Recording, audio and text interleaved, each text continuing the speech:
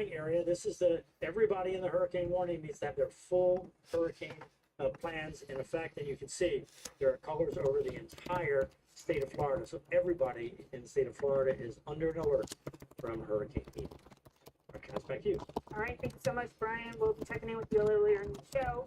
We're going to go ahead and take another live look out at I-4. Everyone is trying their best to leave Tampa. You can see cars heading east, a line of cars, basically a backup as folks are trying to evacuate out of Tampa and off to the east, likely in the direction of Orlando. So again, trying to get further inland is going to be that end goal, and that's going to actually help you in the long run when it comes to the potential of Ian impacting areas like Tampa. Let's take a look at where it is right now. We have those higher winds still pushing up with those outer bands that Brian just kind of displayed for us outside of Key West. So we have high winds right now coming through at around 50 miles per hour. And again, a rain band with the threat of some thunderstorms are going to be pushing in as well. And when we have these winds in that rotational manner, there is going to be a threat for tornadoes. And most of Key West and southern Florida is under a tornado threat as well. Taking a look at when winds can really pick up and what's the chances of some of these higher winds getting inland. Here's a look at that chance. Again, we have 70 to 80% chances for winds beyond 75 miles per hour to move into areas like Cape Coral as well as Tampa. A little bit on the lower side in terms of chances for wind now as it is further out and off to the south. Moving into tonight and really into tomorrow, we'll see these chances again on the rise. But after we take a close look at Tampa, out towards Lakeland, right along I-4, that same highway that we were talking about, there's a 40 to 50% chance that this particular area from Tampa on east could see winds as high as 75 miles per hour or greater. Now, once we head into tomorrow, here's a look at, again, our Fox model. So some of these areas will really likely see the brunt of those heavy or gusty winds. We're taking a look at the wind gusts here. If you look at Gainesville down towards Crystal River there, 60 to 100 mile per hour wind gusts. And just offshore of Cedar Key, we have up to 100 plus mile per hour wind gusts. That continues as Ian passes past the peninsula and off to the east. And we'll likely see calmer conditions, but this isn't until Friday. So we do have a number of days where we're dealing with these impacts before we finally get some type of relief from these impacts of Ian. As we take a look at some of the buoys out at sea, again, some of those buoys are already clocking in at around 30 miles per hour. Remember, Ian is still just off to the north of Cuba. We're feeling those winds as far north here as Tampa added a buoy here. So again, those winds are going to be felt between now into this evening, only strengthening over time as Ian is back over open warm water. Kelly?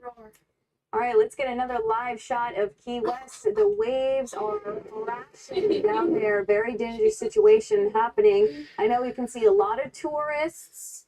Always be careful. You can see just how high that wave went. It is very dangerous to be out there. Please take shelter indoors. Now, one parameter of hurricanes that we're worried about is storm surge, but another one is actually tornadoes. A lot of people overlook this threat. We're not going to do that. Here we go, from West Palm Beach into Fort Lauderdale, Miami, the Keys into Naples. We do have a tornado watch in effect until 5 o'clock. They may extend this past 5 o'clock. That means the atmosphere is conducive to tornadoes. We don't have any active warnings yet. Obviously, if that changes, we'll give you an update. Otherwise, make sure you got your Fox Weather app notifications on and your sound on so you can get that tornado warning if it does come to fruition. Otherwise, we're chatting about rain. Rain is a huge problem maker in terms of hurricanes, especially inland, because people think, I'm not on the coast, I'm going to be fine. They also underappreciate just how strong water can be. They think their lifted truck is enough to go through a few inches of water. I promise you it's not. It does not take much for a car or a truck to be blown away, or carried away, I should say. Here's the flood watch that's in effect all the way through Friday. From Jacksonville, Daytona Beach, Melbourne, Port St. Lucie, West Palm Beach, Miami, of course, the West Coast is included in that as well. Remember, turn around, don't drown, never drive through a flooded road. It's not only about the coast. Let's chat about the rain, the timing of it. Tuesday, 10 o'clock at night. Here we are. We got the heaviest of the rain bands already moving into South Florida, but this is going to continue to track to the north overnight through tomorrow morning as well. Widespread rain across. We are going to have significant downpours included in this. The ground's going to get saturated really quickly, and then, of course, that is going to lead to that flash flood threat as well. So that's something we're going to be having to watch. Just because you may be inland, please don't think that means you are in the clear. Kiana. That's right. And we do have Ian barreling down on the Florida Keys. You're taking a look here at US 1 in Isla Mirada here. This is the longest roadway from the Keys into the peninsula, as folks are starting to run out of time when it comes to those evacuations. So we'll be right back with more on Ian right after this break.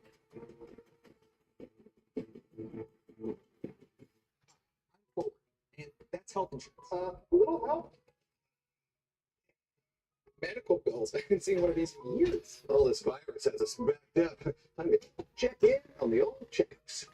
You still charge for checkups? Oh, not just any checkups. We're talking prescriptions, referrals, blood tests. We cover all that under one flat fee. Well, it looks like you've got it all figured out. You deal with it. Switch to insurance-free healthcare at goforward.com. Oh my gosh, you look great. Thanks to you, I lost 22 pounds, and I lost 40 pounds by signing up with Jenny Craig. Max Up is Jenny's most effective program ever. I struggled to lose my baby weight, and my confidence was at an all-time low. Jenny helped me turn everything around. With her delicious food and personal coaching, the weight came right off. Now I'm looking and feeling like myself again. What are you waiting for? Sign up now. Jenny works. Spring bottoms have arrived at Fabletics. Go to fabletics.com and get 2 for $24 bottoms, plus up to 80% off everything else. These new styles are designed to perform and made to stand out. Whether you're out for a run or running errands, we have all the bottoms you need to spring into action this season. From best-selling max compression leggings to performance shorts and ultra-soft joggers. There's something for everyone and every activity at fabletics.com. Shop now and get your first 2 pairs for just $24. With Home Chef, you're not just home cooking, you're home winning. Our fast and fresh meal kits are as fast to make as they are fresh to enjoy. When it comes to making dinner, fill in the blanks with Home Chef. Delicious, meat simple. Get 16 free meals when you sign up at homechef.com. And welcome back to Fox Weather. You are looking at a room full of people. We are awaiting the White House press release as we head into more information for Hurricane Ian. We'll get to that in a second. As soon as they do become live, we will bring you that live update. Now we're going to go ahead and take a look at Key West and Tampa right now, as both of which are starting to feel the impacts of Ian. You're taking a look at Key West's most southern point there. As you can see, there are those waves crashing on shore at this point in time. Out towards Tampa, still pretty dry at this point in time, but an overcast sky really trying to give us a glimpse of what's on the way when Ian, again, continues to move a little further to the north. As we take a look at some of the areas under those watches and warnings right now, we have a hurricane warning in the pink for areas like Tampa, out towards Lakeland, right along I-4. We saw that major highway as folks are trying to exit out of Tampa at this point in time with those evacuations now underway. South of St. Petersburg, Sarasota, down towards Venice, even Port Charlotte, all under that hurricane warning. Further inland, we do have a tropical storm warning in place, likely because of those outer bands. And further inland, we'll be starting to feel those impacts as we head throughout today and into this evening. Tampa, here's a look at your impacts when it comes to Ian. We're looking at over a foot of rain expected when Ian makes way across the west coast of Florida. We're looking at winds to be the highest when it comes to gusts between Wednesday into Thursday, but they will stick around well into Friday with 40-mile-per-hour wind gusts around the area. And again, storm surge is really going to be the biggest impact that we're watching. We're looking at storm surge 5 to 8 feet in the Tampa Bay area. Now, as we put our Fox model into place here, we have that heavy rain really brushing up against parts of Tampa into tonight. That's as early as 7 o'clock tonight. So if you have not evacuated yet, now is the time to do so. You still have some time to exit out of that Tampa region. As we head into the overnight hours, still dealing with the heaviest of the rain, a few bands brushing past Tampa. And inland, we have that heavy rain as far inland as Lakeland, right along I-4 as well, as we head into tomorrow morning. We continue with that rain through the bulk of Wednesday, really into the evening hours, still dealing with the heaviest of the rain in that red off to the north of Tampa by 11 p.m. tomorrow. And it does include water as well. This is likely where we'll see the opportunity for that storm surge to really pick up through today into tonight, as well as most of tomorrow with that heaviest rain on the way. So certainly want to be mindful of that All in all, over the next 5 days, this is a look at the rain forecast. We have the heaviest of the rain, well over a foot, as we mentioned, into Tampa. We also have that storm surge impact as well. So again, all of the Bay of Tampa will likely be dealing with that storm surge over at least the next 24 to 48 hours. Further inland here, we also are seeing those shadings of red up to a foot of rain in areas like Plant City, all the way down towards Parrish. And as we head further off to the east, about 5 to 8 inches of rain expected at least over the next 5 days. When we talk about the wind gusts here, we also have our Fox model on our screen here for you. 40 to 50 mile per hour wind gusts for areas off to the south into St. Petersburg. As we head into the 2 o'clock hour for the overnight hours tonight, Tampa, you're looking at wind gusts at around 30 to 40. They quickly pick up into tomorrow, 50 to 60 mile per hour wind gusts for the duration of the day, and that even continues into our third day as well. Kelly? All right, well, we are going to be talking more about Ian. Really want to get into the nitty gritty of all of preparations when it comes to Ian, of course, right? Because that's what this is all about. The more you prepare, the better you are going to fare. You're looking at a live look of I-4 eastbound. Now, just in case you don't know, this is a highway that stretches all the way across the width of Florida, from Tampa through Orlando into northeastern Florida. It is a major highway. I will also say this, it looks like what you're seeing on the TV right now almost every single day at 5 o'clock in the evening. But that being said, it's only 12:30 in the afternoon. All of these cars are most likely from people evacuating, as they should. This picture makes us very happy here at Fox Weather. We are incredibly happy to see that. All these people are heeding these warnings and they are leaving. Just because you've ridden out a storm in the past does not mean you are going to be able to do it again. If you take a direct hit, nothing you do will be able to prepare you for that. Some areas in Tampa Bay could see up to 10 feet of storm surge. Sandbags are not going to be able to help you in that case. Let's talk about Hurricane Ian. Ready, set, go. The red area, you need to finalize your preparations and evacuate if told to. Right now, we only have those evacuations on the West Coast, but all of Florida needs to be ready for flash flooding and also the potential for potentially even tornadoes. But it's really the storm surge is going to be on the West Coast and also the northeastern coast, but all of Florida needs to be finishing with their preparations. Here is your supply kit. Water is the #1 most important thing. We've been showing you images for the last few days. Stores have been running out of drinking water. No need to fret. As long as you fill up your bathtub, that water is going to be just fine to drink, at least before or during the storm. Sometimes that can change after, which is why you should be filling up your bathtub before the storm starts, right? Have it filled before it starts. Perishable food, the reason we say non-perishable food, I should say, the reason we say non-perishable, if you lose power, your refrigerator is going to go down, that food is going to go bad very, very quickly. You need to have a well-stocked first aid kit. A lot of people already have first aid kits, so they think, hey, we're okay, but then haven't checked in on the first aid kit, they haven't opened it in a while, and they may realize after that they're out of things. Look at it now just to make sure it's stocked. Don't just think because you have one, you're good to go. A battery-powered or hand crank radio. A lot of radios have both. They have all sorts of power. They have a chargeable battery, they have regular batteries, or they have a hand crank radio. Hand crank is the way to go because you just hand crank it. That's going to last you a very long time. Medical supplies, and I'm not talking about just a week's worth. If you're in the Tampa area, Fort Myers area, I would suggest multiple weeks, if not a month's worth of medication. If it is immediately life-threatening medication, say insulin, you need to have a whole lot more than a month. I highly suggest that. You need to have flashlights with extra batteries, special items. Obviously, if you have pets, if you have young children, they're going to need things like formula. Now, you also need a change of clothes and bedding. Cash is king when it comes to power outages. You're not going to be able to buy anything you need with a credit card if there's no power. I highly suggest you get a few $100s of cash if you can.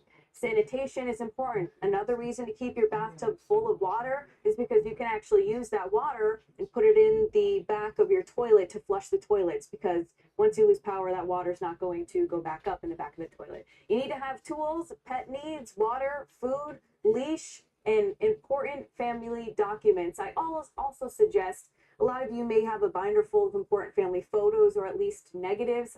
You may want to bring those with you as well. You do not want to lose those memories. Of course, that's only if you can or if you have the time to. Now let's talk power outages. Remember, it does not take hurricane strength winds in order to get a power outage. Tropical storm strength winds are enough to get power outages.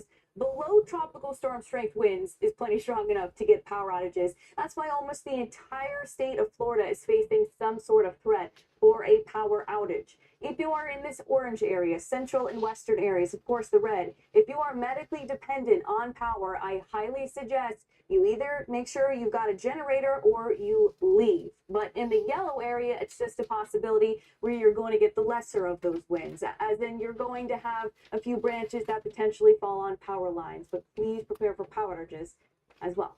Kiana. All right, and we talked about preparing, but let's talk about your evacuation. What do we need to know if you are in one of those mandatory zones? Well, there are a couple of things that we do need to keep in mind. Right now, we do want to take a look at the evacuation routes, some of those designated routes that are in place in the event that you're trying to leave within the next couple of minutes, or maybe it's up to an hour from now. Here's a look at some of those routes. Again, a lot of them outside of those major highways. We're looking at a major highway of I-40, but you can take a number of routes between that and all the way down towards I-75 that will get you further inland for the time being. And that's going to be the key, trying to get further inland and away from that coastline, and especially if you're in one of those zones that are primarily out towards Tampa. Now, as we take a look at the zones here, we have zone A, B, and C, all of which are under those zones that need to consider evacuating, or maybe even have been under that mandatory evacuation phase at this point in time. They're primarily around Tampa and off to the south of Tampa. So again, the goal is going to be to get east of Tampa and further inland, away from those areas that are really vulnerable to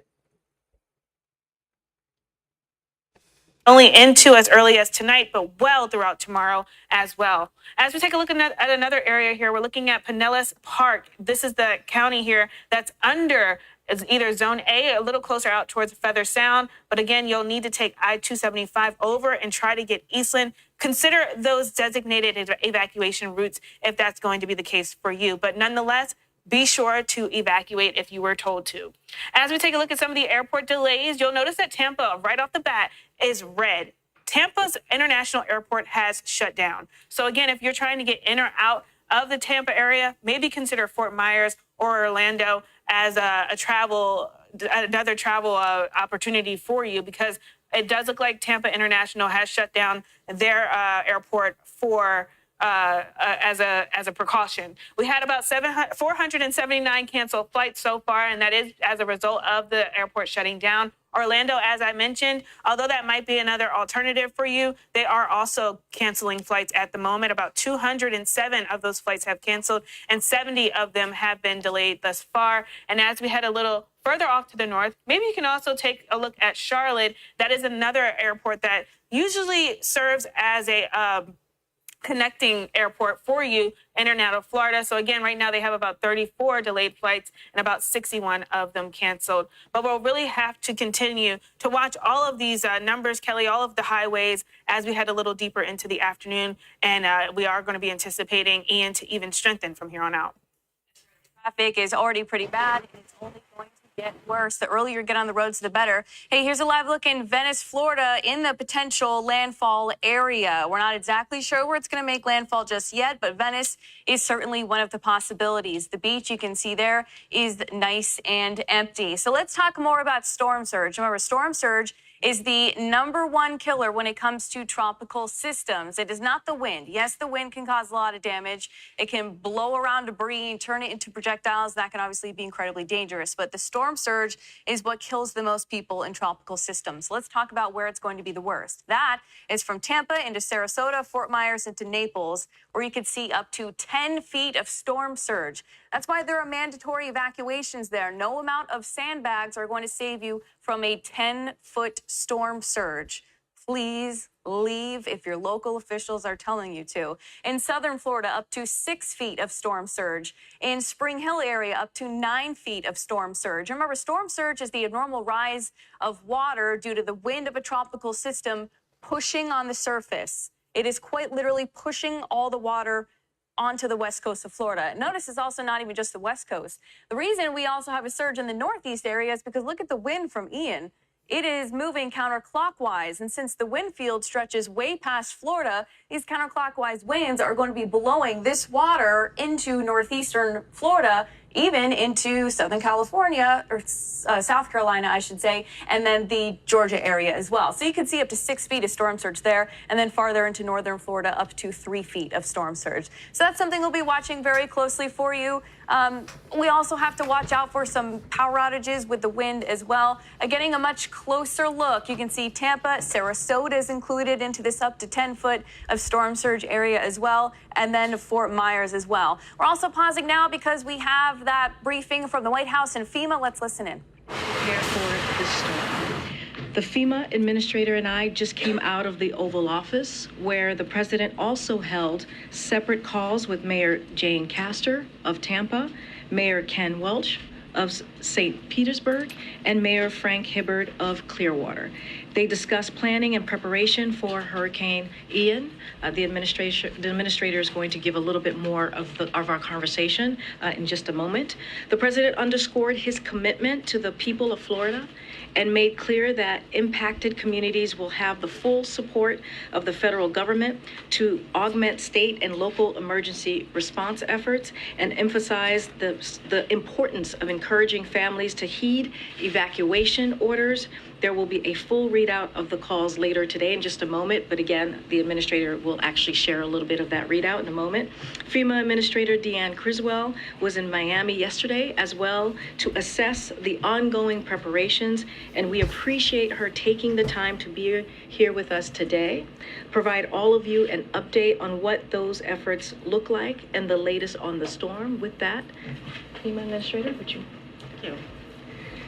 Thank you. Good afternoon, everybody. As you just heard, I did join the president in his conversation with the three mayors in Florida. And what he spoke about with them was making sure that he understood what their needs were, and he wanted to hear from them on what their potential impacts were going to be. He asked about their progress with the mandatory evacuation orders that are in place, and he really wanted to make sure that the mayors knew that he has committed the full force of the federal family to make sure that we are there to support them in what they need, and that they can reach out to me, they can reach out to him anytime with any needs that they may have in the aftermath of this storm. So a little bit about the storm. As of this morning, the National Hurricane Center upgraded Hurricane Ian to a Category 3 storm, which means that's about 125 mile-an-hour winds. Ian is moving toward western Florida at approximately 12 miles per hour. And at this time, we are expecting landfall somewhere between Fort Myers and Tampa. By the time it reaches the shores of Florida, the storm is going to slow down to approximately 5 miles per hour. And this is significant because what this means is that Floridians are going to experience the impacts from this storm for a very long time. I can tell you that our biggest concern as we wait for this storm to make landfall is storm surge. And I will note that storm surge is a leading cause of hurricane-related fatalities. Just in 2018, when Hurricane Michael impacted the Florida Panhandle, there were 5 recorded fatalities as a result of storm surge. So therefore, if people are told to evacuate by their local officials, please listen to them. The decision you choose to make may mean the difference between life and death. We won't just see storm surge, though, on the western coast of Florida. Hurricane Ian's path is also going to bring some storm surge to the eastern coast, somewhere near the Daytona to the Jacksonville area. In addition to the storm surge, we are also going to see significant rainfall with the possibility of up to 25 inches in some isolated parts of Florida. And as always, there's always a possibility for tornadoes. So the main message I have for everyone in Florida is that this is going to impact everyone in different ways. So you need to stay focused. I did speak with Governor DeSantis on Friday to hear his main concerns and his priorities for the response and the preparedness actions. And we immediately began moving resources and personnel in. And President Biden signed Governor DeSantis's pre-landfall emergency declaration request on Saturday. This made sure that we were able to immediately start supporting the governor's concerns that he relayed to me. The preparation for this storm has been extensive and it has been coordinated. It has been a coordinated effort between FEMA, our federal, our state, and our nonprofit partners. So a little bit about some of that forward-leaning posture that we've put in place. Search and rescue, we know that this is going to be a priority. We have established a search and rescue coordination group that's going to be in Miami, and it includes members from FEMA's urban search and rescue teams, the Coast Guard, the Department of Defense, the Department of the Interior, as well as the state of Florida. These teams are going to coordinate search and rescue efforts by land, by air, and by sea. We have also pre-staged 128,000 gallons of fuel for immediate deployment. And we have moved a variety of generators of all sizes and types to help restore power to critical infrastructure after the storm passes. The Army Corps of Engineers has also pre-staged 300 personnel to conduct power and fuel assessments as soon as the storm passes. And we have 3.7 million meals and 3.5 million liters of water that are staged in Alabama. There are also multiple volunteer organizations that are postured and prepared to support feeding operations as soon as it is safe to do so.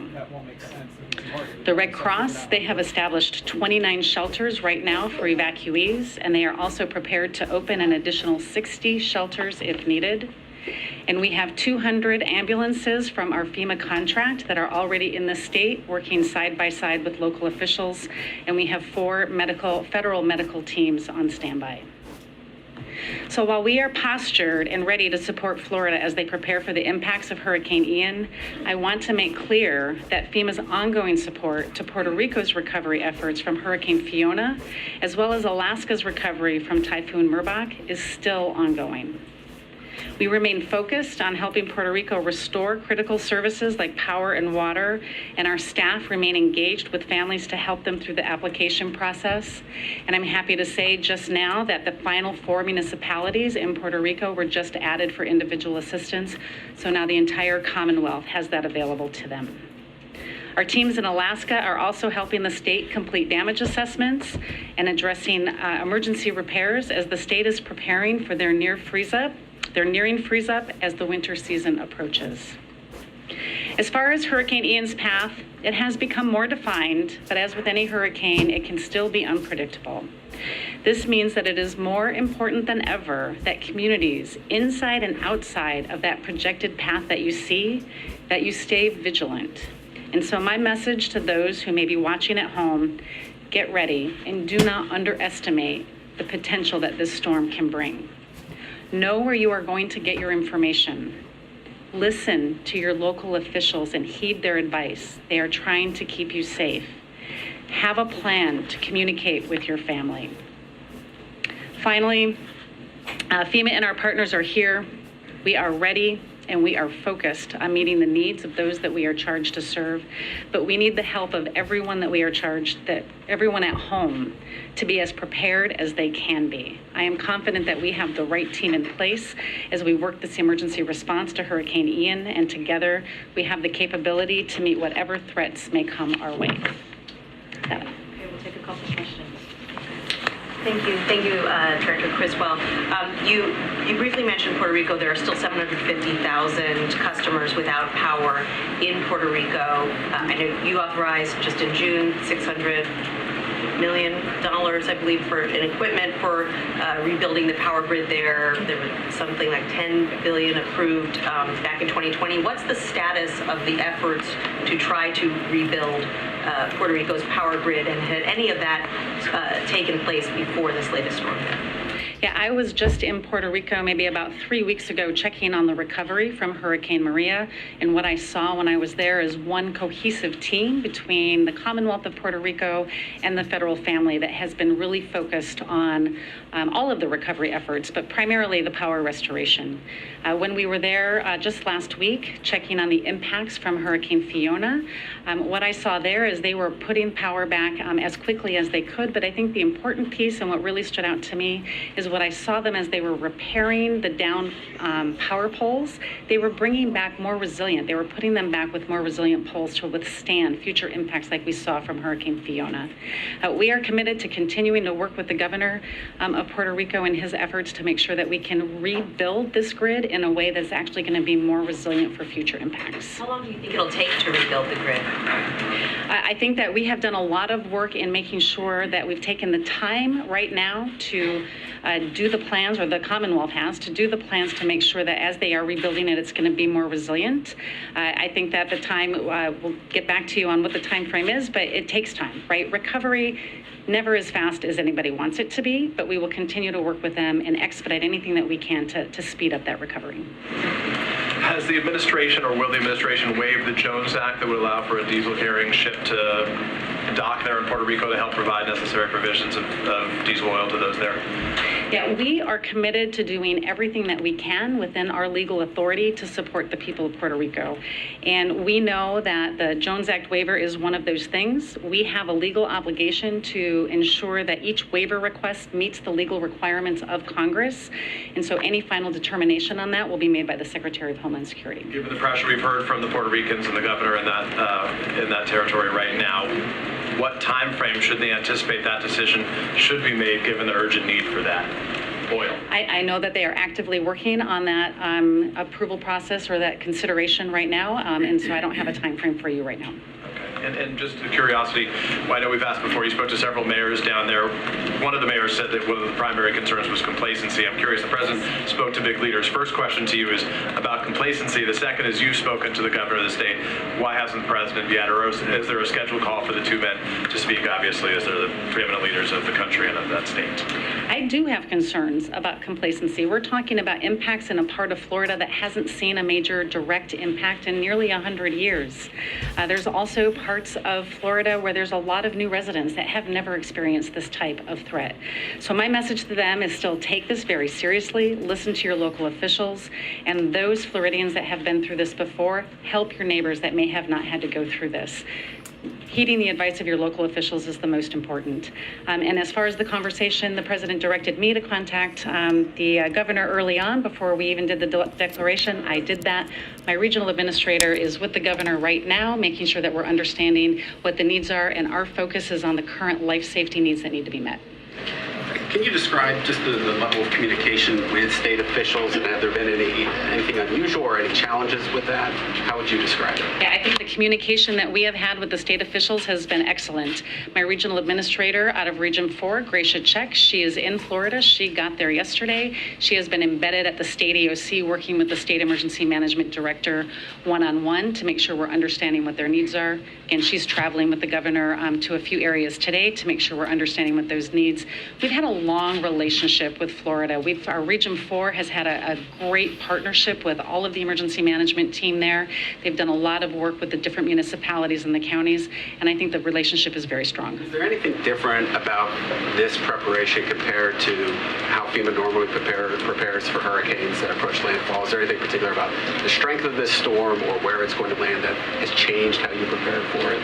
I don't know if I would say it's changed how we prepare for it. I would say under this administration, the president has given me very clear direction that we are going to lean in and we are not going to wait to provide assistance. And that's exactly what we're doing for this one. That's what we have done for the previous hurricanes that we experienced last year as well. We understand that this is going to have some significant impacts, and we want to make sure that we have the right resources in place ahead of time to be able to respond immediately when it's safe to do so. Thanks. Related to Alex's last question, I mean, how has FEMA adapted its storm planning preparation or procedures to deal with increasingly rapid intensification of hurricanes? I mean, does it make it harder to respond to these? I don't know if it makes it harder to respond. I think where the difficulty comes in with this rapid intensification is the time that's available to notify the public to take the necessary action to protect themselves. What I find is that we have less time for states to give evacuation orders because of the rapid intensification of these storms. But what we're doing, and what I did here, is contacted the governor on Friday to make sure that he knew we were ready to support his pre-landfall emergency needs, and giving him the assurance that we would have funding available to support his actions, but also our ability to bring in the federal family to be ready to respond to them. You mentioned the ongoing operations in Puerto Rico and the recovery efforts there.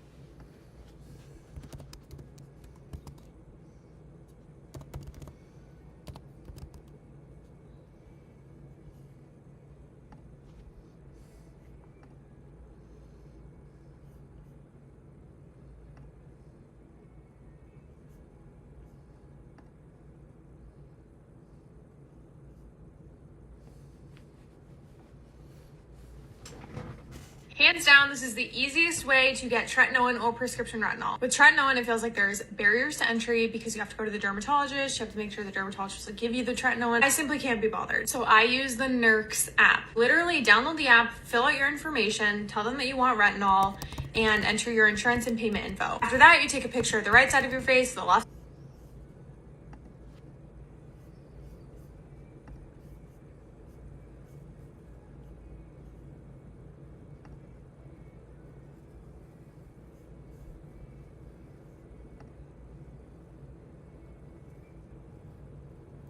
A press briefing at the White House. We'll have everything you need to know about that on our website at foxweather.com and also on our Fox Weather app as Florida braces for Hurricane Ian. That's right, but we are going to go ahead and go back to Fox Weather's hurricane specialist Brian Norcross, who's still currently tracking the storm.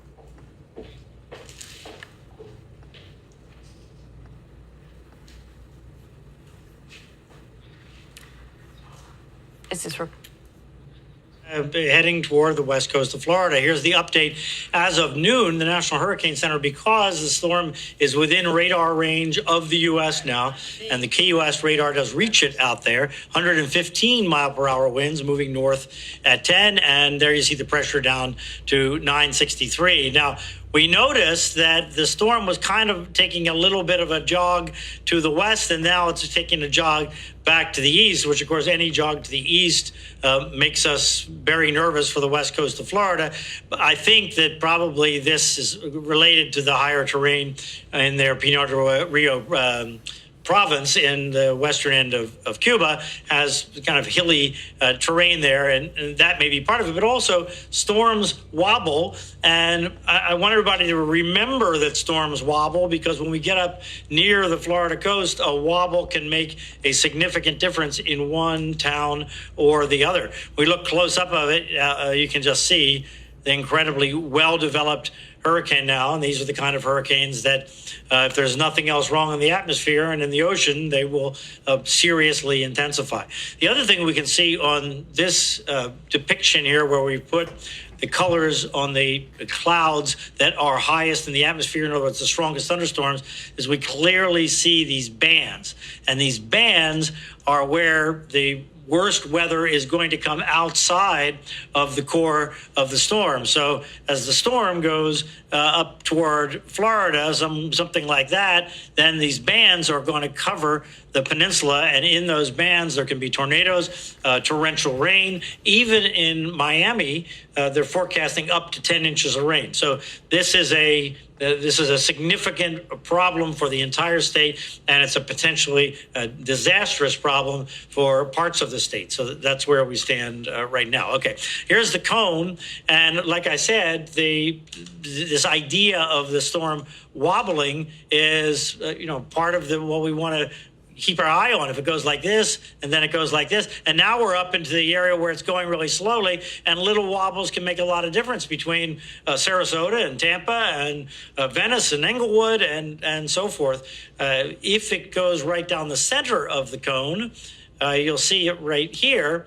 So the center of the cone right now takes it just south of the Tampa Bay area, bearing in mind that it's creeping along at that time. So this puts, if it were to take exactly that track, and there's no reason for it to, right? We've seen that the storm just naturally, causes us to shift the cone to the left. She causes to shift it to the right as the atmospheric conditions around it change and the storm changes. So we don't have any reason to think that it's going down the middle of the cone. There's a zone in the middle of the cone that is the most likely, something like that. And the storm is forecast to move at about 5 miles per hour through that zone. So could it go and kind of turn and then around Tampa? And then absolutely it could. It could also go the other way. If it were to go down the center of the cone, then we would be talking about the towns in between Sarasota and Fort Myers, Venice, Englewood, Cape Base, these towns there as you get down to Punta Gorda and Charlotte Harbor. We'd be talking about this area here, and the water that part of Florida has a little barrier island, and there are wonderful communities on those barrier islands along there, and residential communities that are not very wide. The expectation is this storm surge will go completely over those barrier islands and into the towns on the mainland. This is a major, major storm surge, and where that core storm surge occurs, that remains to be seen. What are the models telling us? Well, the models are telling us that the center of the cone is where the models are indicating it would most likely go.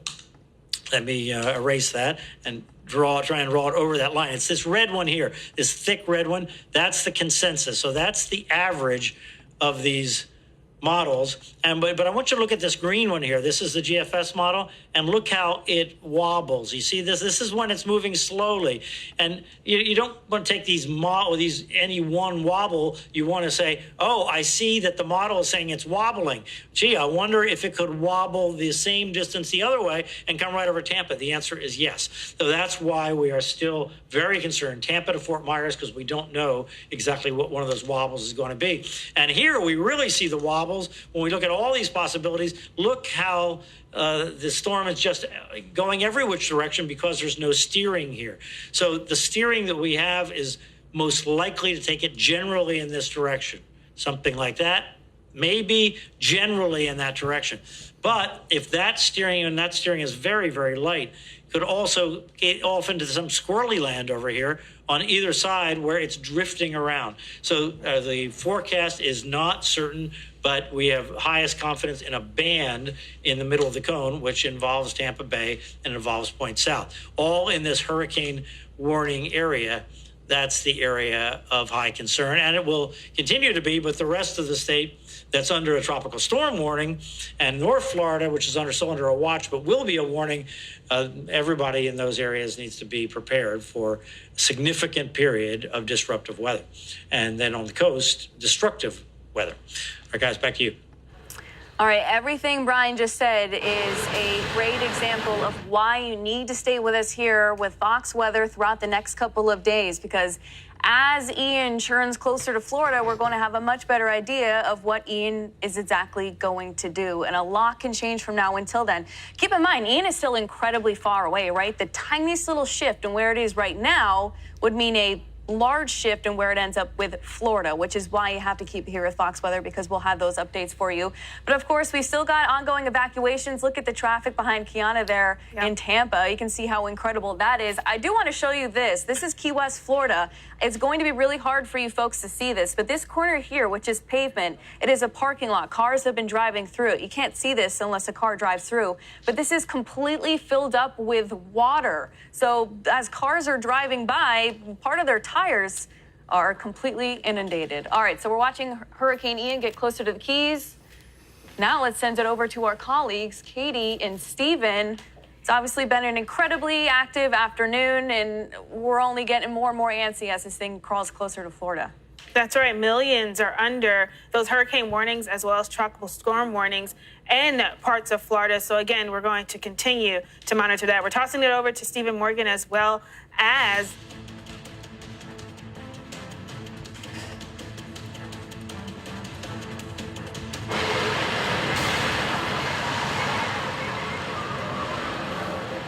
Tracking Hurricane Ian.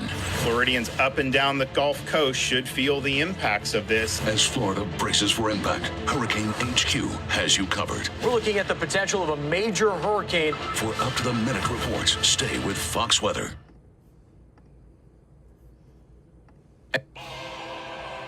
Greetings, travelers. I am Poinsephone, goddess of points. The Wanda card from Credit One Bank now bestows 10 times the points for rental cars and hotels. Whoa.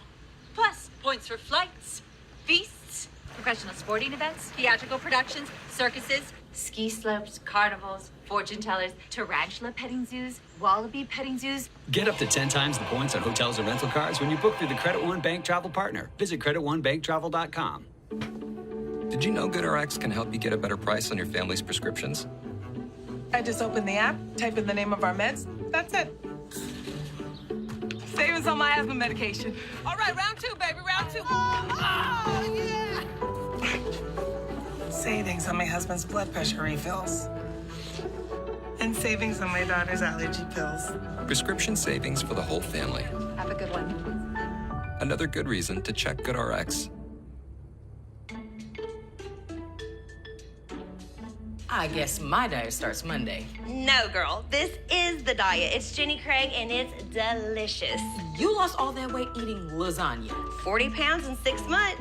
You look incredible. I feel incredible, and thanks to my personal coach, I always have the support that I need. Okay, well, sign me up. Wait till you try the lava cake. Lava cake? Join for $18 and get 50% off your first week of food when you sign up now at jennycraig.com. Spring bottoms have arrived at Fabletics. Go to fabletics.com and get 2 for $24 bottoms, plus up to 80% off everything else. These new styles are designed to perform and made to stand out. Whether you're out for a run or running errands, we have all the bottoms you need to spring into action this season. From best-selling max compression leggings to performance shorts and ultra-soft joggers, there's something for everyone and every activity at fabletics.com. Shop now and get your first 2 pairs for just $24. Welcome back, everyone, to Fox Weather. We are still tracking Hurricane Ian. That is going to do it for our coverage of Hurricane Ian. But we are going to toss it to Stephen Morgan and Katie Garner. You are continuing our coverage now. Yeah, Kelly and Kiana, good afternoon to both of you. Of course, we had the big update advisory from the Hurricane Center at 11 o'clock Eastern. There's another one that's going to be coming at the top of the 2 o'clock hour, so we got to watch that. But all eyes on Hurricane Ian, right? All eyes on Hurricane Ian, and not just on the Gulf parts of Florida, Stephen, right there in the central part of Florida, too, as we watch where this path goes. And it really is hit or miss. I know supplies are starting to get limited. Talk to my fiance in Orlando, who says a lot of the fuel is running out, too. They're starting to bag a lot of the pumps. As we've now seen tropical storm watches push farther inland. So at the top of the hour here on Fox Weather, Hurricane Ian in the Gulf and beginning its approach to Florida. This is the damage it's already caused in Del Rio, Cuba, ripping off roofs as it made that landfall as a major Category 3 hurricane. As Ian approaches Florida, mandatory evacuations are underway for over 300,000 people in Tampa Bay. Those staying are boarding up and loading up on sandbags. I was like, I'm leaving. I'm like, bye. Like, I found a flight, got the last seat on the plane. People are nervous. They can't find, my nephew couldn't find plywood.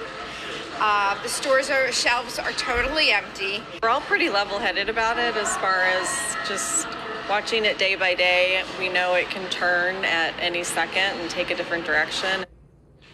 Yes, it could. All day we've seen communities start to board up homes and businesses like here in Tampa Bay and also in Clearwater, Florida. And as far as where Ian is right now on radar, we can see that eye. It's out of just to the west of Key West. You can see that projected path too. Again, another update coming at the top of the 2 o'clock hour. Welcome into Fox Weather this afternoon. I'm Stephen Morgan. And I'm Katie Garner. Stephen, we know we've got a lot to talk about in these next 3 hours, but not just that, days to come.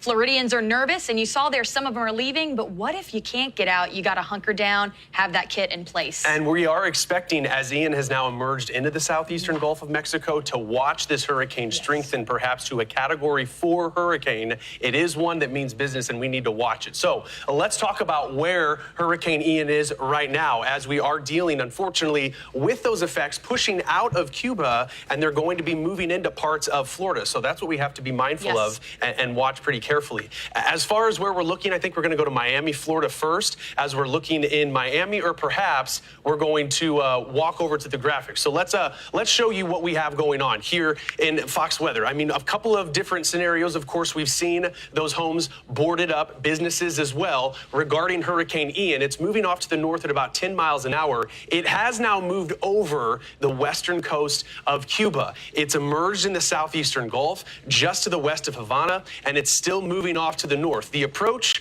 going to be the western coast there of Florida, and unfortunately, it is appearing like things could be serious. That pressure down now to 961 millibars.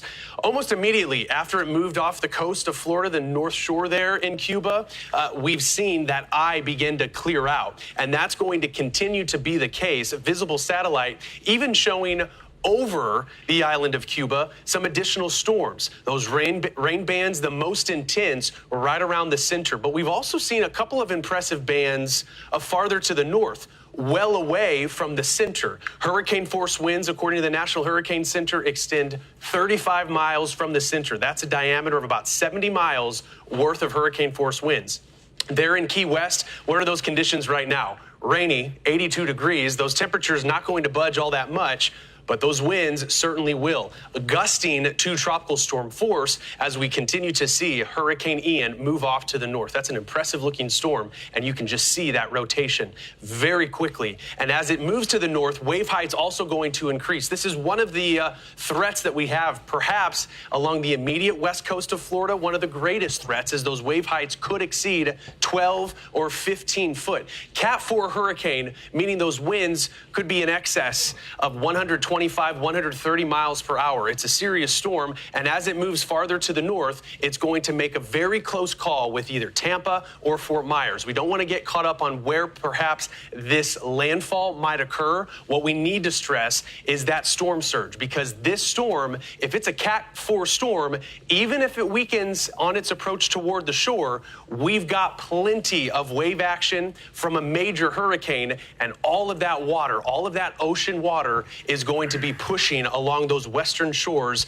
of Florida. From Tampa and the Bay, a lot of life lived right along Tampa Bay. Why evacuations have been ordered south through Sarasota and into Fort Myers. Speaking of Tampa Bay, Zone A, those mandatory evacuations began yesterday, and we have voluntary evacuations there in Zone B and C. Unfortunately, we probably are going to see some inundation here as those mandatory evacuations, depending on the ultimate track of Hurricane Ian, we could see a storm surge perhaps up to 8 or 10 feet. So it's a serious situation. As far as that potential is concerned, in and around Tampa, the Bay Area, some areas could see over 9 foot of storm surge. That's a wall of water that's just moving in as Hurricane Ian makes that close approach. Farther south, we have Fort Myers. And Fort Myers, Florida, what are we expecting there?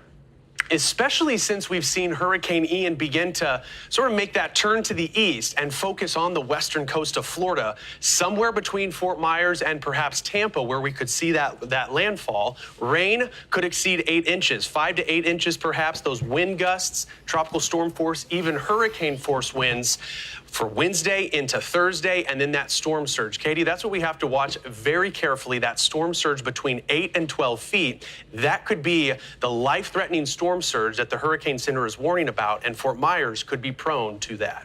Stephen, I want to reiterate something that you said. I really want people to hear this. We have got to not think, okay, this is exactly where that storm's going to land. You need to prepare if you're in any of the danger zones, AKA pretty much all of Florida, because we know storm surge is going to be an issue along with rain and winds that are going to impact Florida. Storm surge will flood 2-story homes at the coast. If you have a 2-story home at the coast, I hope you got your flood insurance. If not, you handle that later. But widespread power outages are likely with wind gust up to 100 miles an hour. So this is certainly something to take seriously. We have been stressing this for days. I know you are taking it seriously, but with this Category 3, 130-mile-an-hour storm, according to what it could be tomorrow, coming in and then eventually making landfall, if you're in Tampa, Tampa Bay, Fort Myers, please evacuate. We can't stress it enough. I know mandatory evacuations are underway for a lot of areas, and they need to be because we've got tropical storm warnings from Jacksonville to Ocala down toward Melbourne, Port St. Lucie, but then the hurricane warnings right here where that storm is potentially going to come in and make landfall, going to be a bad situation. Tropical storm watches down in Miami, and not looking good for Key West either. As we look at Hurricane Ian, ready, set, go. And we're going to go because to get ready, you need to make a plan and pay attention to the forecast. To set up, you need to prepare for this potential storm impacts. That means having your emergency kit ready, preparing now. Now, I am told a lot of areas in Orlando are running out of generators. I'm told they're running out of water.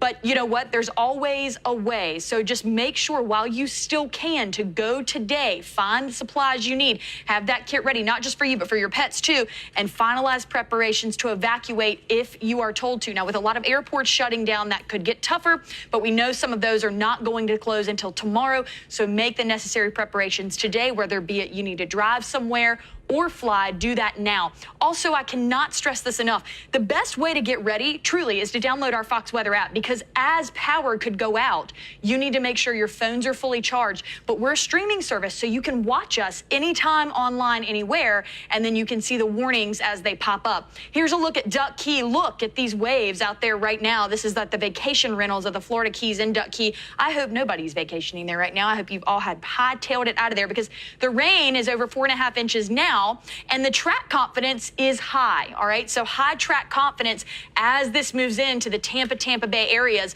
and so we're going to look at that through Friday. Sarasota. If you're from Sarasota, you could see 8 to 12 inches of rain, 40-mile-an-hour gust, even 75-mile-an-hour gust Wednesday to Thursday, but they'll continue into Friday morning a little lower there. The storm surge could be 5 to 8 feet from Ian in Sarasota. Watch as this churns up, and you'll see the timeline going all the way into Wednesday and Thursday. Just an absolute mess, again, with the storm surge, the heavy winds, and of course, everything that comes with the storm like this. You are not going to get out of this unscathed, and you cannot stay in this area. This is Naples right now, 75 and raining there, and you can see just where the eye of this particular storm is as it continues to churn up and will eventually move into Florida. That's what I'm looking at right now. Stephen, I'm going to throw it back to you. All right, we do have a storm surge threat. That is a real threat, and it's something that we need to follow pretty carefully. Of course, Hurricane Ian expected to strengthen over the next 12 hours or so, but it's also, as Katie mentioned, going to slow down. Very heavy rain, going to be a big-time threat, and we'll talk more about that. The storm surge could be one of the biggest threats that we face along the immediate coast. Not to mention the very gusty winds, and also, yes, the rain that could fall through western Florida and through even the peninsula. But Hurricane Ian, as it continues to intensify, even just clearing the western coast of Cuba, we're going to watch as that wind field, at least the intensity, it ticks on up as we go throughout the afternoon and the evening. That next advisory, as we mentioned, starting at 2 o'clock Eastern, that's when it's due out from the National Hurricane Center. What we're looking at, though, regarding the threat, of course, when we talk about a strengthening hurricane, all levels of the atmosphere, we're not dealing with wind shear, change in direction with height. It's stacked, and certainly Hurricane Ian appears stacked from the surface all the way up to 10,000 feet, and those winds are going to be quite gusty. Already feeling those tropical storm force winds in Key West. Really, through the Keys, we've seen that since this morning.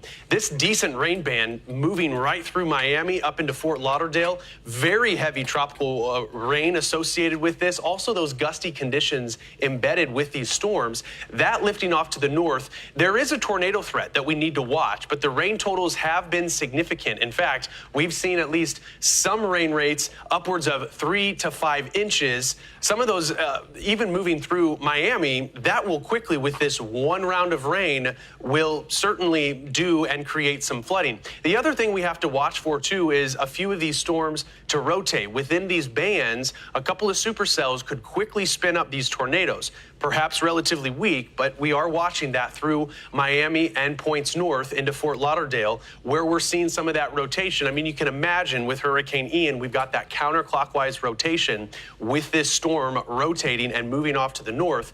That's what we have to watch, too, especially along the eastern coast of Florida, where most of the population there is. You move farther to the west through the Everglades, and then we get over to Cape Coral, and we get points to the north. That threat's also going to be there. What we have is a tornado watch, and this watch is going to go until 5 o'clock this evening from essentially West Palm Beach south, even through the Keys, west into Naples. I-75, we've got that tornado threat. It is going to be an isolated threat, and it's dependent on these rain bands that move on through.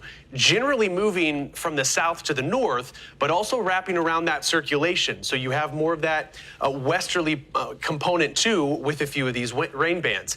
As far as the winds, that's the other component of this storm. It's going to be a very strong, a major hurricane, perhaps that happening at landfall. About 24 hours ago, there were some questions on where we could see this landfall. Perhaps we'd see Hurricane Ian weaken significantly before landfall, but it's looking like a major hurricane could make landfall somewhere between Fort Myers and Tampa. That could be, of course, life-threatening and just devastating for the western coast of Florida. Our Fox model showing us at about this time tomorrow that eye very close to Florida's west coast, bringing, of course, significant surge. You can see those streamlines. That's bringing in that water, that wall of water, perhaps that storm surge, and also some very heavy rain. Having that worst case scenario where the eye moves right over Tampa. Katie, looking at those records, Tampa hasn't seen a direct hit of a hurricane since 1921. No, doesn't happen all that often. And with so many people now in Tampa, this could be a worst case scenario for that city, as the acting director of the National Hurricane Center said yesterday. He certainly did. And, you know, the storm surge, two words that are just really going to be devastating within this hurricane. And yeah, Stephen, you're right. People that live in Tampa have not had to deal with this for a very long time. So luckily, I think mandatory evacuations are underway, but we want you to take it seriously. And I think you will after you see the storm surge that could impact you. It's going to be quite dangerous. We've been stretching that for days on days on days. Let's get right to it right now. Take a look at this and you're going to see exactly what we're dealing with. Now, when you look here, you're already seeing the satellite image here of exactly where the storm is, where it's pushing up, where those outer bands are right now. As it continues to move in, let me stress, this storm surge can be life-threatening, okay? This is not one of those storms where you can say, I'm gonna ride it out, I'll be fine. You will not be fine, okay? And I know that's blunt, but it's true. As you look at this, it's gonna move in. These outer bands are then gonna have, you know, you're gonna have a hurricane straight up on your hands that makes landfall. Tampa is right in the line of fire, okay? So that's the story. As we continue to advance the graphic here, I wanna show you kind of more about the storm surge, because you're gonna be shocked when you see what some of this storm surge could entail. Let's go ahead and advance the graphic if we can, and that way I can kind of show you what we're expecting. There we go. All right, so forecast wave heights, look at this. As this Cat 4 turning to a Cat 3 makes that landfall, you can see anywhere from, you know, it starts out small, but then you get right down here toward Fort Myers, you are looking at 6 to 9 feet of storm surge, okay? And then more than that, as this storm continues to come in, we could even see 9 to 12 feet. And, you know, you just don't know. It could be even higher than that. But that's what we're looking at right now into Friday around 12 o'clock, okay? We've got storm surge warnings from Cedar Key all the way down to Homestead, and then the watches just north of Cedar Key. So if you are in the watch or warning area, get out of there, okay? I know you are. I know many of you are trying to evacuate. It's not great the airports are closing. I know it makes things tougher, but do the right thing today. Have that emergency kit in place and get out of there. The peak storm surge, Apalachicola and DeCarabel up to 3 feet, but you get down here into Horseshoe Beach, Cedar Key, Crystal River, Hernando Beach up to 9 feet, and then you get a little south of Port Richey up to 10 feet in storm surge. So this water, as it comes in from the ocean and causes this storm surge, it's going to cause immense amounts of flooding, which we've been stressing for days. You will not see improvements from what this storm is going to do for quite a while, which is why you need to get out of there. Maybe if you're just a little inland, your neighborhood stays dry, but some of the main roads could be impassable, and then you're stuck. So you need to have the proper supplies, and you need to go somewhere else. You can see this peak storm surge from Fort Myers all the way up to Tampa, Stephen. I mean, 10 feet or more. I would say or more being the key word there, because as this storm comes in, the power of it just going to be destructive. Yes, it certainly could be. Well, Katie, with Hurricane Ian's impacts approaching the Sunshine State, time is running out to get ready for the storm. Really the last day for those last-minute preparations to be made. And we've got team coverage all over the ground throughout the Sunshine State, right there in the path of Hurricane Ian. We'll start off with Fox Weather's Max Gordon this afternoon, who's in St. Petersburg. So, Max, set the scene. How's the weather? Are folks, and have you seen people evacuating there in St. Pete? Yeah, absolutely. So as far as the weather is concerned, the wind is picking up just a little bit. We are seeing some cloud cover, but things aren't too bad right now. But we are starting to see the concern grow. A lot of people out at the hardware stores, at the grocery stores, getting those last-minute supplies, as you were talking about. And evacuation orders are now starting to roll out. Evacuation zones A, B, C, and for folks living in mobile homes, everybody in those zones, they're being told to get out. Right now, we are actually in evacuation zone A. That is the lowest lying, most vulnerable area. So we are expecting to see conditions here worsen as the next day or so moves on. Now, a state of emergency is in place in every single county here in Florida, all 67 counties. 5,000 Florida National Guard troops have been mobilized, with 2,000 guardsmen from other parts of the country here as well. 26 school districts have announced school closures across Florida, and in some cases, schools will be used as shelters. In the Tampa area, food, water, generators, and pumps are all being staged before landfall. Power outages will be likely when this storm hits, and Governor Ron DeSantis says that restoring power is going to be a top priority. Here in Pinellas County, Duke Energy says they're staging crews, and they've upgraded their power grid with new technology that reroutes power around problem areas to prevent mass outages. Still, trees falling into lines, high winds, and floodwaters are all going to be big concerns. As this storm draws near, people have been scrambling for supplies. Some gas stations have run out of fuel, and drinking water has been snatched off store shelves. Hardware stores are packed with people buying generators and plywood to board up their homes, and many people told us that after they cover their windows, they are going to get out. We're actually going to evacuate. We're going to go to Orlando to stay with some family, but we do want to board up the house as much as possible and protect whatever belongings we have just in case, if it should help. We don't even know if it's going to help. We're still like in a panic mode. Like I can't even like dwell on anything right now. It's just go. Roads are starting to get congested here in the Tampa, St. Petersburg area as people evacuate, and Tampa International Airport will be closing at 5 p.m. today. Back to you. And certainly those precautions being made. And Max, regarding where you're located, it appears there's that elevated bridge. Yeah. Have you seen folks, a lot of folks walking out there and just checking it out? Things behind you right now seem quiet, but that's going to change. Yeah, this is kind of the calm before the storm, right? We have seen some folks out there exercising, walking around, but this will be their last chance to do so because things are going to get ugly in the next few days. Yes, they certainly will be, as that major, right now, Category 3 hurricane moves toward that Florida coastline. Max Gordon, be safe out there. Appreciate the report. This afternoon, we'll be checking in with you. A little bit of wind there. You can hear it in his mic, too. Well, Florida and Floridians, of course, preparing for Hurricane Ian. Sand has been made available as people are bagging up, of course, hoping that that water doesn't get inside and ruin, destroy some of their most precious belongings. Preparations underway. Floridians know how to get to work, but time is running out. Much more straight ahead as Hurricane Ian coverage right here on Fox Weather continues.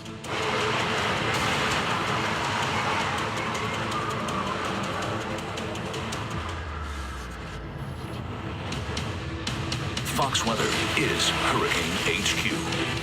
This one is something we have to watch. America's weather team is prepared to keep you prepared. We have high confidence in the forecast. Braving the elements so you don't have to. I just want to show you the power of this wind right now. This season, you need America's weather team. Precise, personal, powerful. For every critical moment, stay with Hurricane HQ. Hi, I'm Forward, and that's health insurance. Little help? Yeah. Medical bills. I haven't seen one of these in years. All this virus has us backed up. Time to check in on the old checkups. Oh, you still charge for checkups? Oh, not just any checkups. We're talking prescriptions, referrals, blood tests. We cover all that under one flat fee. Well, it looks like you've got it all figured out. You deal with it. Switch to insurance-free healthcare at GoForward.com. Oh my gosh, you look great. Thanks to you, I lost 22 pounds. And I lost 40 pounds by signing up with Jenny Craig. Max Up is Jenny's most effective program ever. I struggled to lose my baby weight and my confidence was at an all-time low.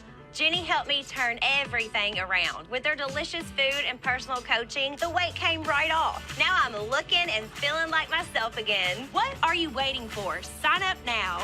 Jenny works. Whoa, girl, you're wearing $98 leggings. Fabletics is wondering how we can make our new leggings more like yours. Let's go. Buttery smooth fabric? Check. Flattering max compression? Check. Booty boosting tech for perfect lift? Oh yeah, check.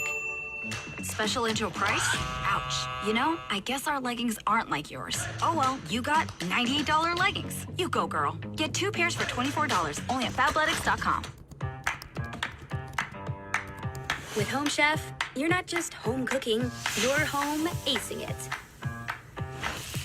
Our convenient options are ready in as little as 15 minutes and way quicker than takeout. When it comes to making dinner, fill in the blanks with Home Chef. Delicious, meat simple.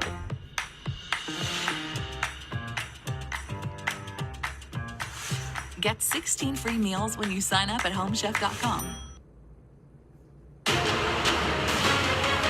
Why is it important to prepare for something like Ian? Well, you're crazy not to. It can be devastating or it can be controlled to some degree. We want to control it as best we can by covering up our most vulnerable areas and being exposed right to Gulf to Bay Boulevard. It's a big open spot.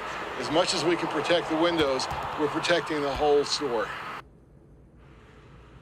That was Robert Franks from Clearwater, Florida. He's boarding up his Christmas shop just ahead of the storm, and certainly understandable as to why. Take a look at this, and you can see the Tampa, Florida weather timeline. Rain will be likely today after about 6 p.m., and it'll go all the way through the night. We're going to have cloud cover as well, very overcast. And then the winds and the gusts kick in on Wednesday. So we are really going to enter this starting tonight for Tampa. It's going to be a long road out of this, which is why there's some evacuations that are mandatory in this particular area. You can certainly see with this timeline, the rain just stays steady, but as the winds and the gusts come into this, that's where we're really going to have some real problems.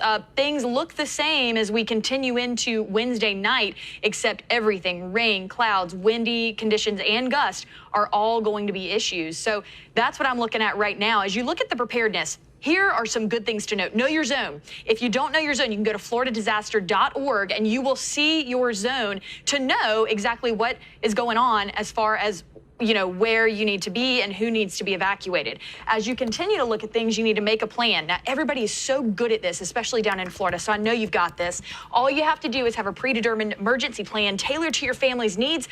I know for a fact people have been out today getting supplies and water and whatnot if they can find it, and then you build that kit. But stay informed. And Stephen, truly, the best way people can stay informed, truly, download our Fox Weather app.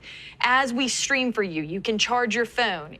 Should you lose power, you can't watch us on one of the apps. You can look at it on your phone and see minute by minute the warnings that are going to come in, because a Cat 3 hurricane, 111 to 125 mile an hour winds, it can destroy your home without a foundation. Power outages aren't going to last one day. They could last for days or weeks. Now, Governor DeSantis has talked multiple times about the thousands upon thousands of crews he has ready on standby to restore power, but it's still going to require a great deal of patience. And when you hear those tropical storm warnings and hurricane warnings, Katie, that's relating to that wind, which could be damaging, if not destructive, for some of those communities, vulnerable communities along the western coast of Florida. Speaking of that hurricane warning, it's in effect for Sarasota. This is south of Tampa as Hurricane Ian does head toward Florida. That time is running out, so final preps underway in the Sunshine State as this major Category 3 storm pushes on in. Yeah, the mayor of Sarasota, Florida, Eric Arroyo, joins us now to walk us through some of the latest preparations that the city is taking. So,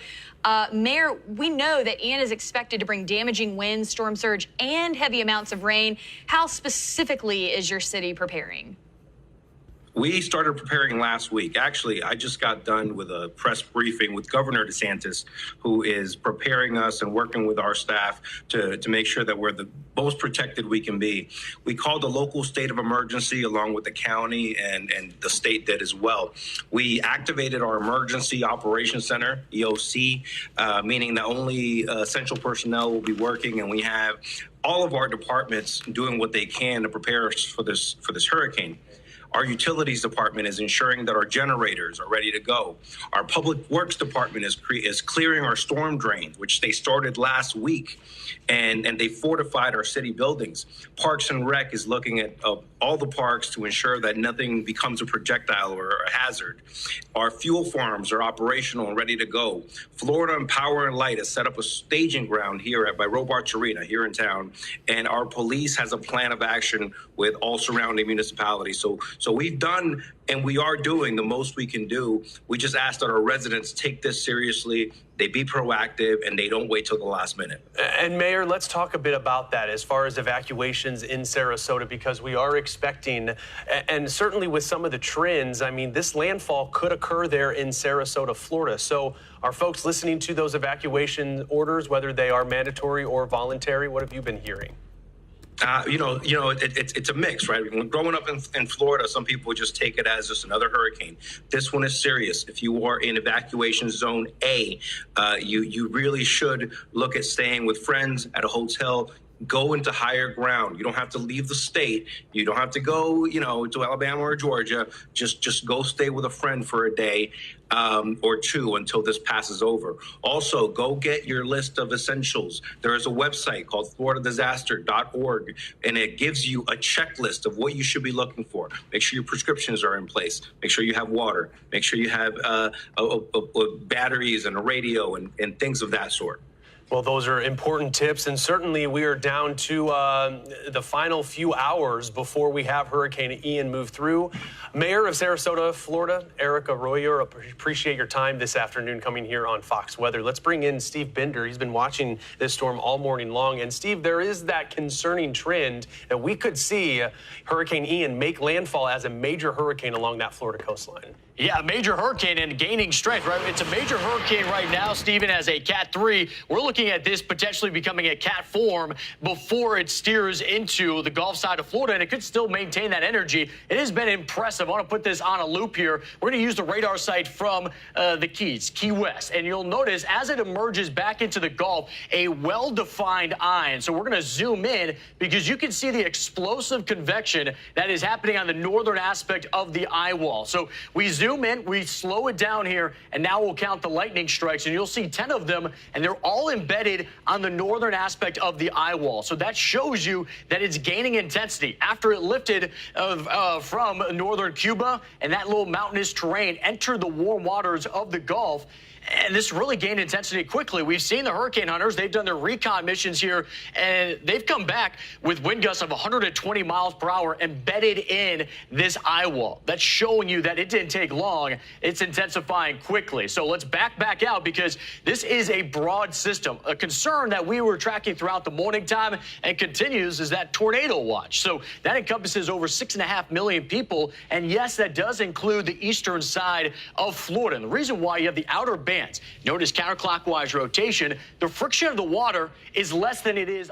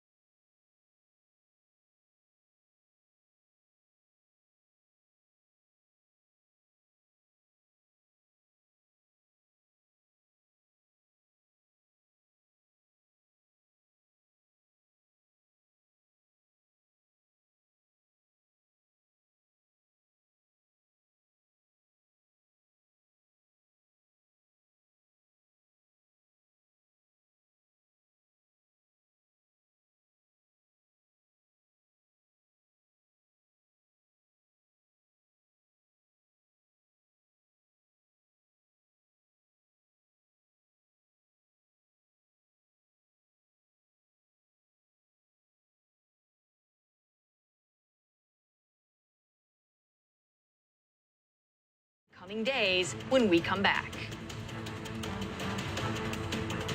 Tracking Hurricane Ian. Floridians up and down the Gulf Coast should feel the impacts of this. As Florida braces for impact, Hurricane HQ has you covered. We're looking at the potential of a major hurricane. For up-to-the-minute reports, stay with Fox Weather. My doctor requires no insurance. No copay. And I get to see her as many times as I want. One flat fee?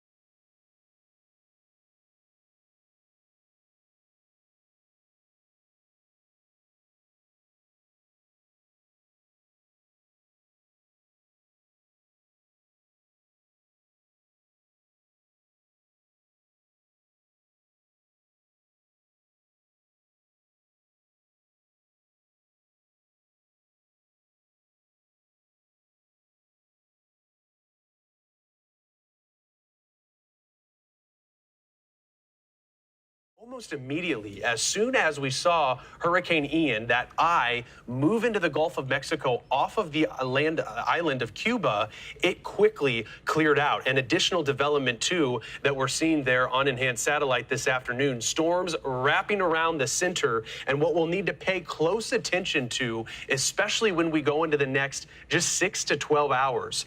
How robust are these storms going to be? What is it going to show us right around that eye wall, because that's going to be the significant element to this storm. We are expecting this hurricane to continue to intensify. We could see it reach that Cat 4 status as we go into the next perhaps 12 hours or so as it continues to move off to the north. What you're looking at are the different crosses, the different mission, this one mission, but the different approaches they've made into the eye, those hurricane hunters. One thing to note, too, when it comes to a strengthening storm, when you see evidence of lightning, those storms are healthy, and especially on the northern eye wall within the latest few frames, even there on the southern eye wall, as this storm has emerged into the southeastern Gulf of Mexico, those storms are intense. This is normally where the worst of the weather is, associated with very gusty winds. In fact, from the center, if you go out, the radius of the hurricane force winds at 35 miles per hour. Now, coming up toward the top of the hour, we're going to get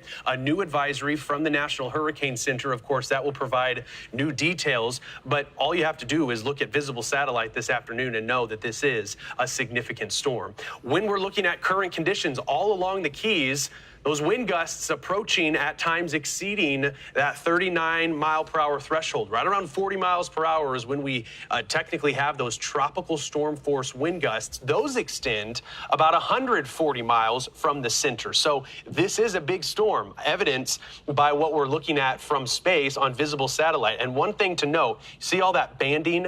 Those are the different bands associated with Hurricane Ian. As these bands sprawl out and this storm moves north, those bands are going to continue to work to the north, but also pushing in the general westward direction. So heavy rain's going to spread. The closer a location gets, though, to the eye, the more organized, the more severe, perhaps, the certainly stronger these storms will be. As we're looking at also one of those, this is in Key West, Florida. Okay, so this is tracking the different wind gusts that we've seen. Perhaps as far as 5 hours ago, we have remained consistent with those gusts between 30 and upwards of 50 miles per hour. That trend expected to continue, Katie. We're not expecting a direct landfall there in Key West. You can see as this storm moves off to the north, though, those conditions not going to be all that great for the foreseeable future in Key West. All right, Stephen. Yeah, thanks a lot. Continuing to track Ian right now. Take a look at Miami, and the surf is really getting a little choppy.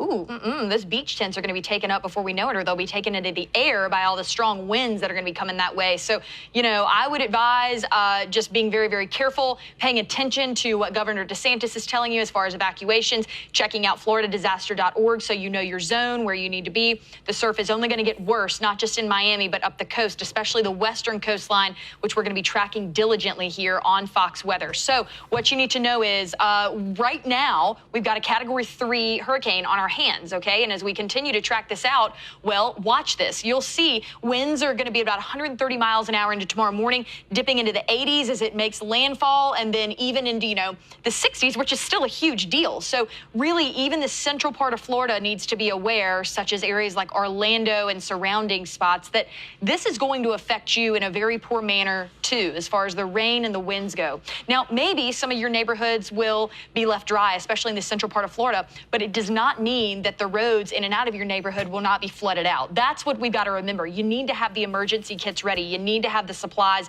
Today's your day. Go get them. I'm sure many of you already have. Floridians are so smart. I mean, you guys are ready for this. I know you are. But with that being said, look at the particular models, and you'll see the consensus is pretty strong right here as it makes landfall. All of them pretty much on the same page. But then things start to spread out a bit. But what we know, here's the particular consensus between Tampa and Fort Myers, which we've been talking about for a good portion of the last few days as to where this would make landfall. And the big problem here is going to be the storm surge. It's incredibly, incredibly serious. We're going to be talking about that because upwards of 9 feet to 10 feet of storm surge in some of these areas.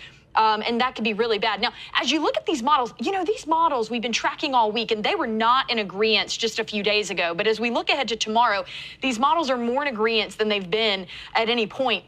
And it kind of shows you as they overlap that things are really coming together as to where this particular storm is going to make landfall. And then we've got to watch and see which way it'll go after it does as far as Central Florida and other areas are concerned. One thing I'm going to tell you is this.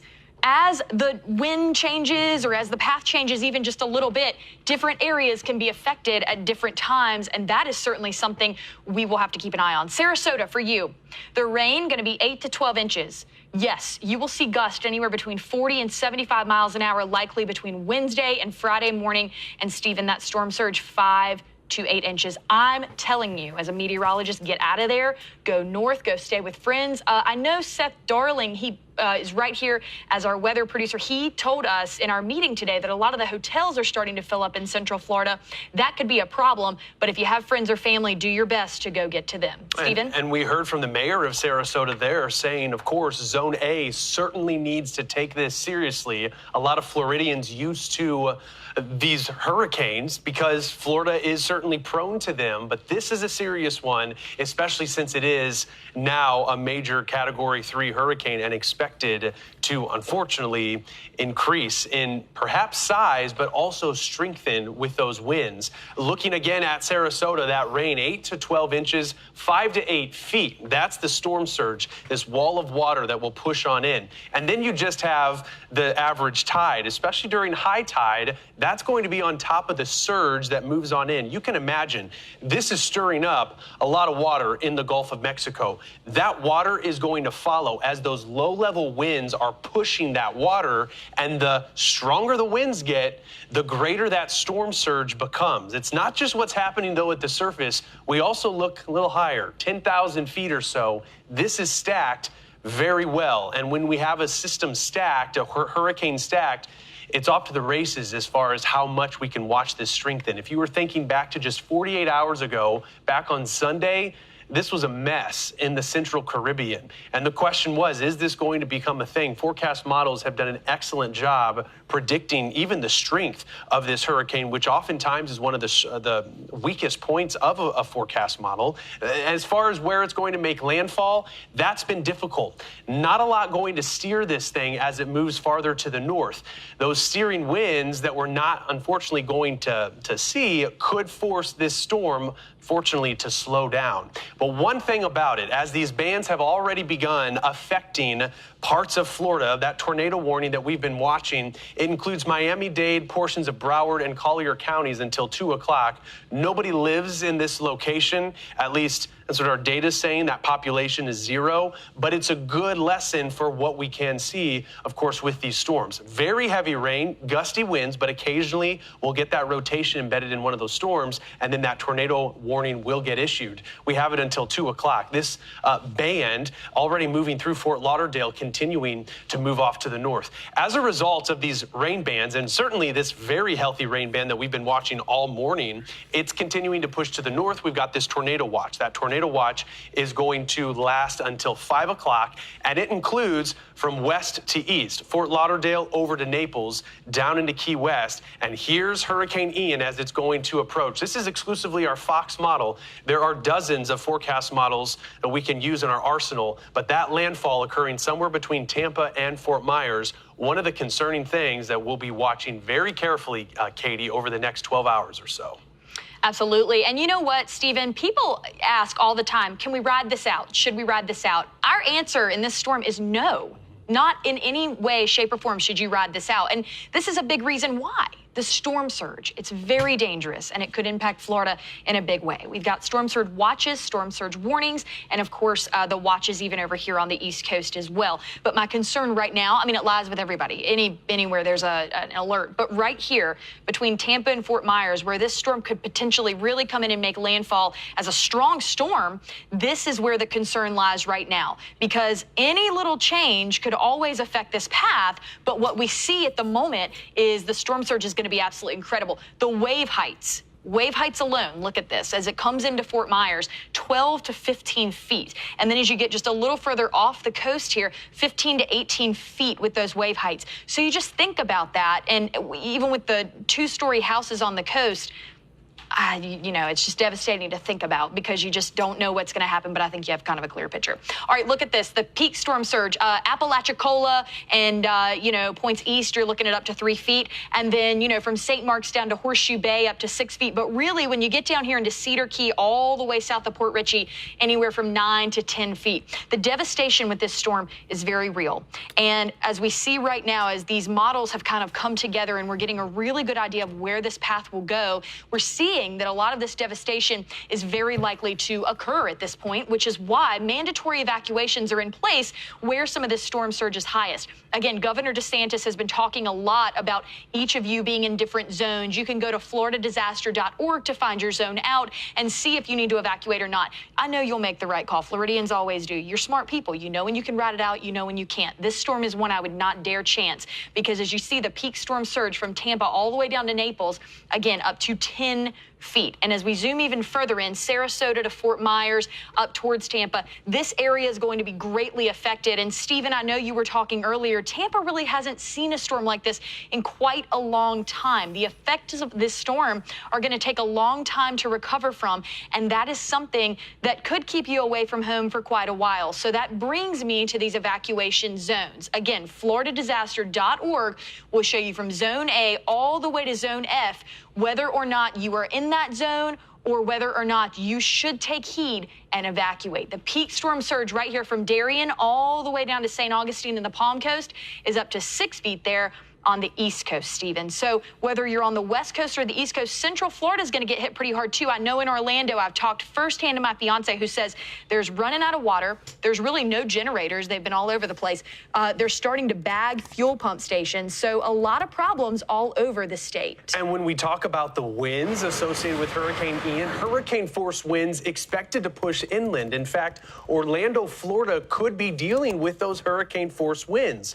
We have tropical storm watches and hurricane watches through the peninsula of Florida as Hurricane Ian is expected to make landfall. We're looking there in Orlando. The heaviest of the rain still well south, but that's going to be moving in the direction of Orlando and something that needs to be watched. I think some of these rain totals might surprise folks after this storm moves on through, especially if Ian slows down. Some isolated areas could maybe be counting more than just a foot of rain, maybe a little closer to 2 feet. We'll see how this storm overall evolves. One thing's for certain, these outer rain bands associated with Ian are quite heavy. We've seen, of course, very heavy rain, more rain beginning to push in south of the Keys. We've already got that one band that's prompted that tornado warning for the northwestern portion of Miami-Dade County, away from where people live through the Everglades. West Palm Beach, another healthy band about to move on through. The thing associated with these storms, too, is that you'll see those clouds darken. Those winds will gust, and this storm moves on through. If there is a tornado threat embedded with these storms,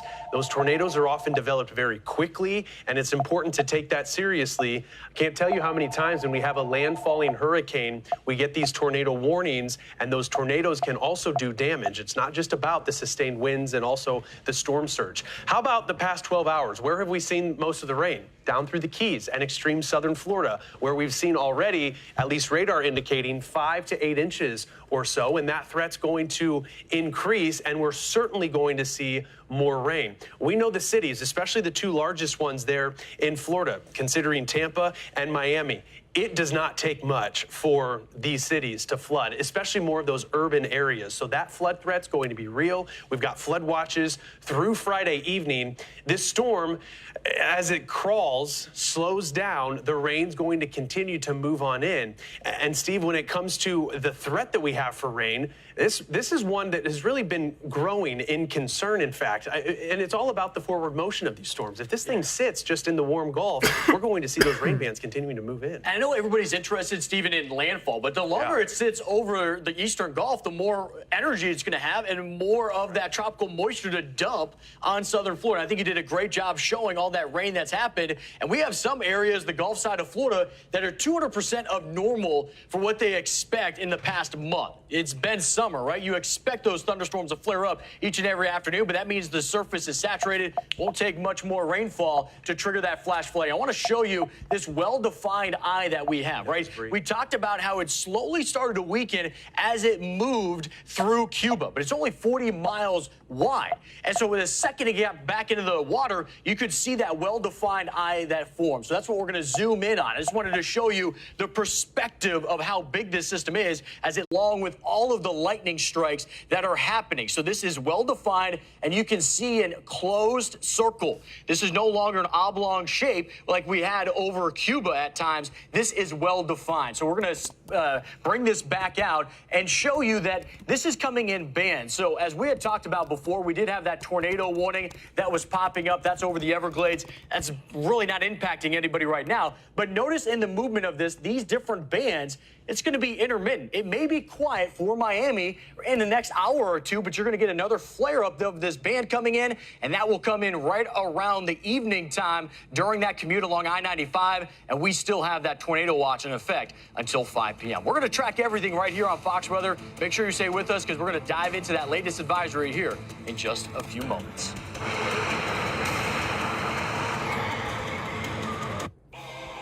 Greetings, travelers! The Wander card from Credit One Bank bestows points for all their journey's expenses, like rental cars, hotels, flights, feasts. Get up to 10 times the points on hotels and rental cars when you book through the Credit One Bank Travel Partner. Visit creditonebanktravel.com. And deep breath in. Did you know that people everywhere are recommending GoodRx? My doctor told me about GoodRx to help us save money on our meds. And my daughter told me about it. I take a lot of prescriptions. GoodRx helps me keep up. My neighbor showed me the app. To help me save on my kids' allergy pills. Americans everywhere are sharing the savings. Dropping off a prescription. Great. Another good reason to check GoodRx. I guess my diet starts Monday. No, girl. This is the diet. It's Jenny Craig, and it's delicious. You lost all that weight eating lasagna. 40 pounds in 6 months. You look incredible. I feel incredible, and thanks to my personal coach, I always have the support that I need. Okay, well, sign me up. Wait till you try the lava cake. Lava cake? Join for $18 and get 50% off your first week of food when you sign up now at jennycraig.com. Whoa, girl. You're wearing $98 leggings. Fabletics is wondering how we can make our new leggings more like yours. Let's go. Buttery smooth fabric? Check. Flattering max compression? Check. Booty boosting tech for perfect lift? Oh yeah, check. Special intro price? Ouch. You know, I guess our leggings aren't like yours. Oh well, you got $98 leggings. You go, girl. Get 2 pairs for $24, only at Fabletics.com.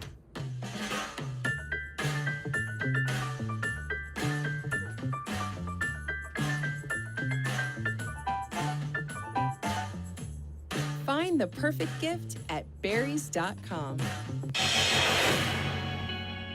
My administration is on alert and in action to help the people of Florida. I've approved Florida's request for emergency assistance immediately upon receiving it from the governor when they received it. Your safety is more important than anything.